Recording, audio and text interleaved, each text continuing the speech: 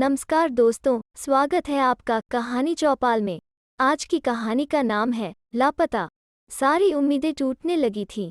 सैलाब की त्रासदी को हुए 1 महीने से भी ज्यादा का समय बीत चुका था। परिवार के लोगों ने सब जगह भटक कर देख लिया था, मगर बद्रीनाथ की यात्रा पर गए पांडेजी का कुछ भी अता पता नहीं था।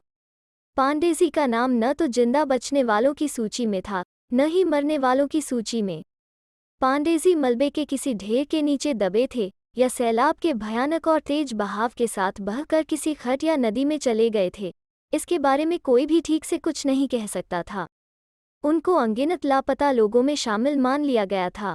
बद्रीनाथ की तीर्थयात्रा करने की पांडेजी की इच्छा बहुत पुरानी थी, मगर आर्थिक तंगी के कारण वे अपनी इस इच्छा को पूरा नहीं कर पा रहे थे। शहर की एक धार्मिक संस्था ने किसी दानदाता के सहयोग से मुफ्त बद्रीनाथ की यात्रा का प्रबंध किया था। खाना पीना, रहना, सब कुछ धार्मिक संस्था की तरफ से ही मुफ्त में था। दूसरे शब्दों में कहा जाए तो बद्रीनाथ की यात्रा के लिए आने जाने में किसी का एक भी पैसा खर्च नहीं होना था। कई दूसरे लोगों की तरह पांडेजी भी बद्रीनाथ की मुफ्त यात्रा के इस अवसर को हाथ से जाने देना नहीं चाहते थे।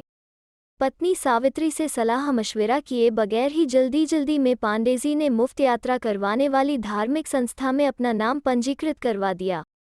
जब पांडेजी ने सावित्री को इस बारे में बताया तो वो उन्हें यात्रा पर जाने से मना नहीं कर सकी। 2 बसों में मुफ्त की बद्रीनाथ की यात्रा पर गए सभी लोग, कहा जाता है, उस रात बद्रीनाथ से थोड़ा पहले ही थे। जब तबाही का सैलाब पहाड़ों से उतरते हुए अपने साथ सब कुछ बहा ले गया था। अधिकांश लोग अचानक आए सैलाब में या तो बह गए थे, या फिर धराशायी हुई इमारतों के मलबे में दब गए थे। जितने लोगों को जिंदा या मुर्दा खोजा जा सकता था, खोज लिया गया था।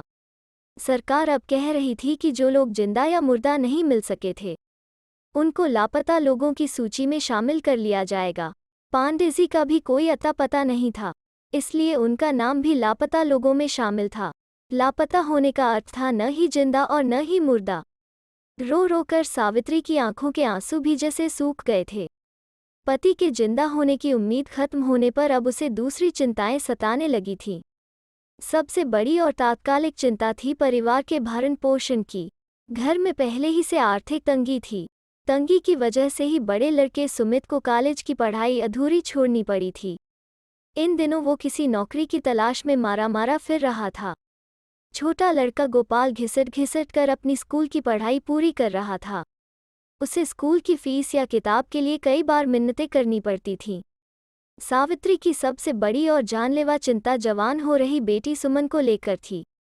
हमेशा सोचती थी कि बेटी के शादी ब्याह के लिए आखिर पैसे कहाँ से आएंगे। अब तो सावित्री की चिंता ने और भी विकराल रूप ले लिया था। कमाने वाला ही नहीं रहा था।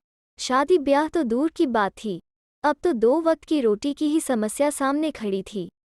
पांडेजी को प्राइवेट दुकान पर काम करने के एवज में सिर्फ 6,000 रुपये मिलते थे। एक दिन सावित्री के कानों में राहत देने वाली एक खबर पड़ी। उसने टीवी पर सुना कि सरकार मृत लोगों के साथ साथ लापता लोगों के परिवार वालों को 3 लाख रुपये का मुआवजा देने जा रही है। सरकार की मुआवजा देने वाली उक्त घोषणा के बाद सावित्री ने मुआवजे की रकम को हासिल करने के लिए भागदौड़ शुरू कर दी। इसके लिए उसने शहर की उसी धार्मिक संस्था की मदद ली जिसने बद्रीनाथ की मुफ्त यात्रा के लिए 2 बसें भेजी थीं। धार्मिक संस्था ने सावित्री की पूरी मदद की। मुआवजा पाने के लिए सारी दस्तावेजी औपचारिकताओं को उससे पूरा करवाकर आगे भेजा। एक दिन सावित्री को बताया गया कि मृत और लापता लोगों के परिजनों को मुआवजे की रकम के चेक मिलने शुरू हो गए हैं, और उसको भी उसके मुआवजे का चेक जल्दी ही मिल जाएगा। धार्मिक संस्था के सचिव ने सिर्फ 5,000 रुपये मांगे थे सारी मेहनत के बदले, जो सावित्री ने कह दिया कि वो दे देगी। चेक जल्दी मिलने की उम्मीद में सावित्री अपनी कल्पनाओं में भविष्य की कई योजनाएं बनाने लगी। मुआवजे की रकम 3 लाख रुपए की थी। इतनी बड़ी रकम के अपने पास होने का कभी सपना भी सावित्री ने नहीं देखा था। इतनी बड़ी रकम कई समस्याओं का हल कर सकती थी।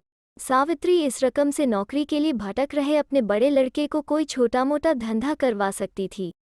जवान हो रही बेटी के शादी ब्याह के लिए कुछ रकम को संभाल कर रख सकती थी। रकम के हाथ में आने से फाकों वाले हालात का खतरा भी टल सकता था। इन सब के बाद भी जब रात के सन्नाटे में सावित्री को अपने पति की याद आती, तो वो बेचैन हो उठती और सो नहीं पाती। ऐसे ही में एक रात सावित्री अपने लापता हुए पति के बारे में सोचते हुए बिस्तर पर करवटें बदल रही थी। अचानक घर के दरवाजे पर किसी ने काफी आहिस्ता से दस्तक दी। पहले तो वो समझी कि वो दस्तक उसका वहम है, मगर वो वहम नहीं था। करवटें बदल रही सावित्री उठकर बैठ गई। घड़ी पर नजर डाली, रात के 2 बज रहे थे। बराबर वाले दूसरे कमरे में बच्चे गहरी नींद में सो रहे थे। इतनी रात गए कौन हो सकता था? सावित्री ने खुद से सवाल किया। उसका दिल धक धक करने लगा। कई ख्याल सावित्री के दिमाग में कौंधे और उसके सारे शरीर में सिहरन सी दौड़ गई। सावित्री ने पहले सोचा कि वो गहरी नींद में सोए अपने तीनों बच्चों में से बड़े बेटे सुमित को जगा दे और उसको साथ लेकर घर का दरवाजा खोले। फिर कोई विचार करके सावित्री रुक गई और उठकर ड्योढ़ी पार करके घर के दरवाजे के पास आ गई। कौन है? दरवाजे से कान सटाकर थोड़ी लरजती धीमी आवाज में उसने कहा। दरवाजे की दूसरी तरफ से काफी धीमी, अस्पष्ट और फुसफुसाहट जैसी आवाज सुनाई दी। एकाएक जैसे सावित्री का सारा शरीर बर्फ की तरह ठंडा हो गया। धीमी और अस्पष्ट होने के बाद भी सावित्री उस आवाज को पहचान सकती थी। थमती सांस के साथ सावित्री ने कांपते हाथों से दरवाजा खोल दिया। दरवाजा खोलते ही सामने पांडेजी खड़े नजर आए। बदहाल, बेहाल। उनकी शक्ल उन मुसीबतों की कहानी खुद बयान कर रही थी जिसमें से गुजरकर वे यहाँ तक पहुँचे थे। बड़ी हुई दाढ़ी, लाल आंखें और चेहरे पर जबरदस्त थकान। आप जिंदा हैं? सावित्री के मुख से बरबस ही निकला। हाँ, गोपाल की माँ, मैं जिंदा हूँ। बच्चों को मत जगाना, मैं तुमको अपने बचने की सारी कहानी बतलाता हूँ, अंदर दाखिल होते हुए पांडेजी ने कहा। उनके अंदर आने पर सावित्री ने धीरे से दरवाजा दोबारा बंद करके सांकल लगा दी। कमरे में आकर पांडेजी धीमे स्वर में सैलाब से अपने बचने की सारी कहानी पत्नी को सुनाने लगे। पांडेजी ने पत्नी को बताया कि कैसे पानी आने की चेतावनी सुनते ही वे धर्मशाला में से निकल जल्दी से भागकर एक ऊंचे पहाड़ पर चढ़ गए थे। उनके पहाड़ पर चढ़ते ही तेज सैलाब सभी को लील गया था। रात के अंधकार में उनको केवल बहते हुए पानी की गड़गड़ाहट और लोगों की चीख पुकार के सिवा कुछ भी सुनाई नहीं दे रहा था। डर कर पांडेजी अंधेरे में ही आगे बढ़ते गए और भटक गए थे। भटकते हुए वे कहाँ से कहाँ निकल गए, उनको नहीं मालूम। कई दिनों तक उनको जंगल में भूखा प्यासा भटकना पड़ा। काफी खराब हालत में पांडेजी एक जगह से दूसरी जगह भटकते रहे और फिर गंभीर रूप से बीमार पड़ गए। बीमारी की हालत में साधुओं की एक टोली ने पांडेजी को कई दिन तक अपने डेरे में रखकर उनका इलाज किया और उनको भोजन खिलाया। स्वस्थ होने पर पांडेजी को उन्हीं साधुओं ने पहाड़ों में से निकाल घर पहुंचने में मदद की। घर वापस आते हुए पांडेजी को नहीं मालूम था कि इतने दिनों में उनके पीछे दुनिया कितनी बदल चुकी थी। पति की आपबीती सुनने के बाद सावित्री कश्मकश वाली हालत में कुछ पल खामोश रही, फिर बोली, मैंने आपके जिंदा वापस आने की सारी उम्मीद खो दी थी, इसलिए सरकार की तरफ से दिए जाने वाले मुआवजे को हासिल करने के लिए दरख्वास्त दे दी थी।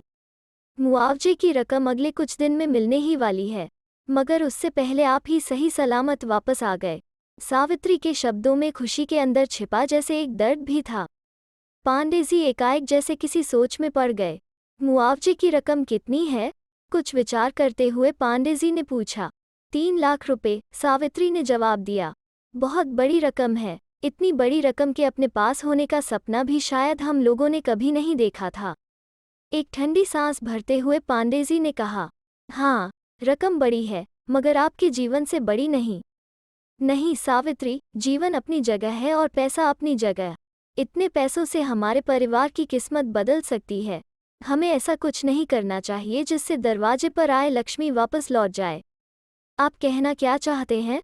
पति को ताकते हुए सावित्री ने कहा, मुझको तो सब लोगों ने मुर्दा मान ही लिया है। इस समय मेरे जिंदा सामने आने का मतलब मुआवजे की रकम से हाथ धोना है। क्या अच्छा नहीं होगा कि अपने परिवार की बेहतरी के लिए मैं फिलहाल मुर्दा ही बना रहूं?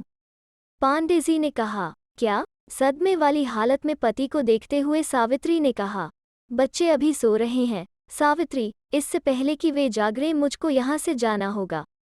मेरे जिंदा होने की बात राज ही रहनी चाहिए। मैं जिंदा रहकर अपनी औलाद के लिए कुछ नहीं कर सका, मगर जिंदा होते हुए मरकर मैं शायद उनके लिए बहुत कुछ कर सकता हूँ। और हाँ, तुमको अपनी मांग का सिंदूर पोंछने की जरूरत नहीं।